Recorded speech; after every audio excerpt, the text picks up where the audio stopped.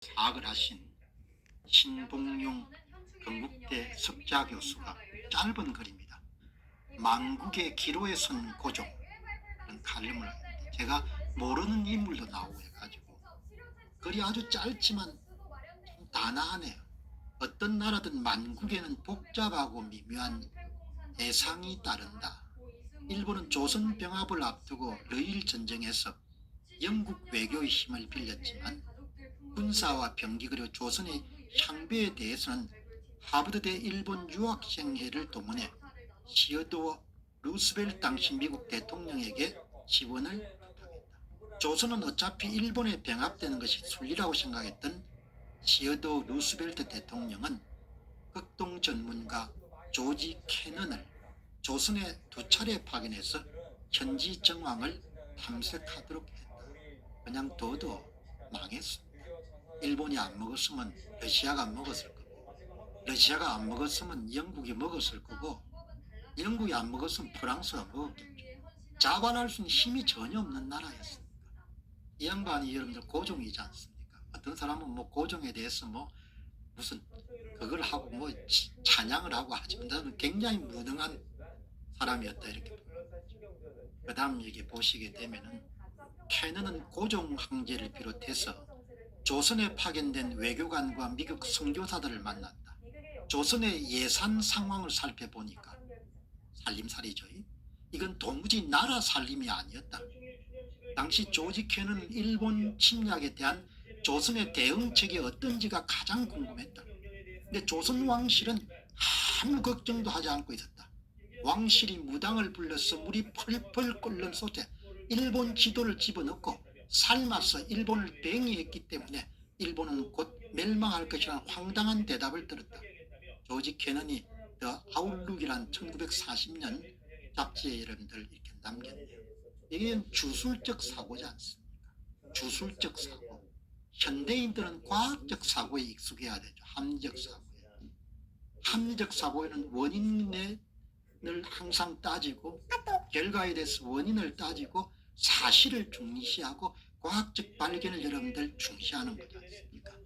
선거가 여러분들 7번째 도둑질을 당했는데 그냥 우리가 이길 것입니다. 다음에 국힘당이 이길 것입니다. 다음에 이기고 나면 뭐 할 겁니다. 그게 무슨 사고입니까? 주술적 사고입니다.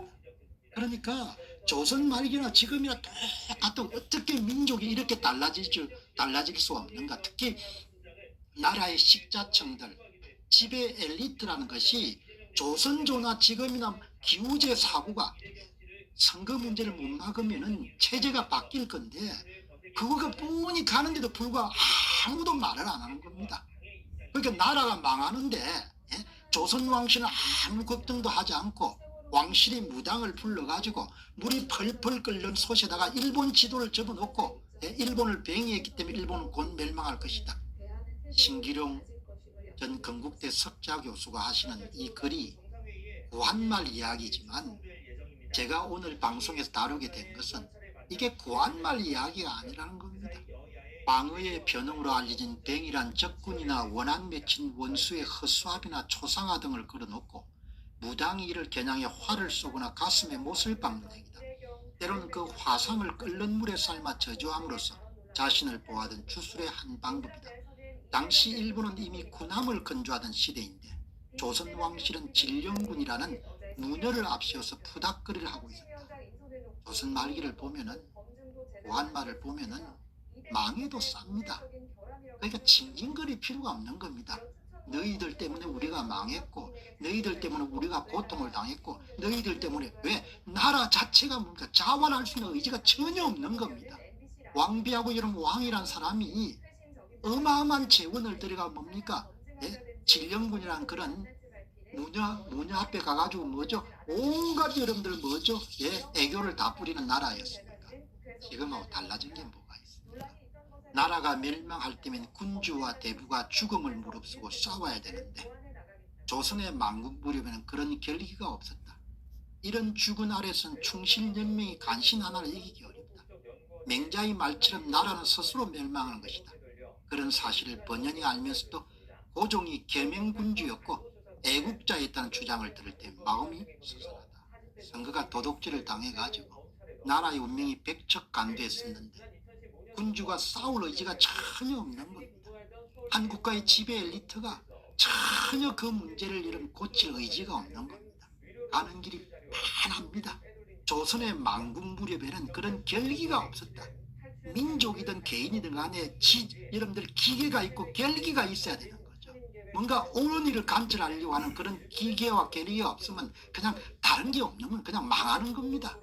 여러분, 이 칼럼 망국의 기로에 선 고종을 신봉용 전 건국대 석자교가 썼는데 내놓고 말씀 안 하지만 지금 나라 꼬라지를 보고 이름 하시는 이야기 같아요. 겉은 번듯하게 보이죠. 아무도 본질을 보지 않으려고 하고 아무도 문제의 실체를 여러분들 직시하려고 하는 겁니다. 정말 비겁한 사람들. 자식들이 있는데 어떻게 그렇게 여러분들 하고 사는지. 조선조하고 여러분들 지금하고 뭐가 다릅니까? 낱낱이 밝힌 도둑놈들 5권 2020년 지방선거 어떻게 훔쳤나가 출간되었습니다. 이미 발간된 도둑놈들 1권 선거 어떻게 훔쳤나, 2권 2022년 대선 어떻게 훔쳤나, 3권 2022년 대선 무슨 짓을 했나, 4권 4.15 총선 어떻게 훔쳤나 이어서 5번째 발간된 책입니다. 여러분께서 구매해 주시고 주변에 널리 알려주셔서 선거 공정성 회복을 위해 전 국민 필독서가 될 수 있도록 힘을 대주시기 바랍니다. 감사합니다.